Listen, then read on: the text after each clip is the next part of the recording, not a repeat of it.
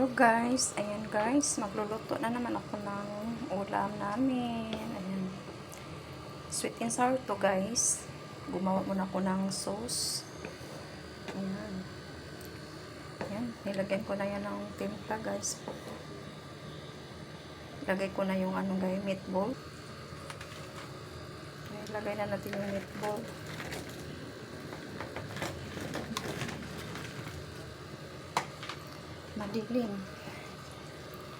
Madilim siya. Ayan guys, yung meatballs natin.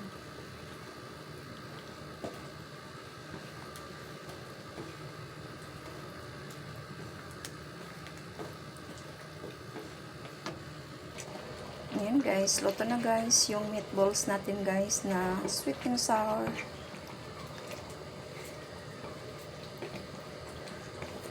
Thank you for watching guys.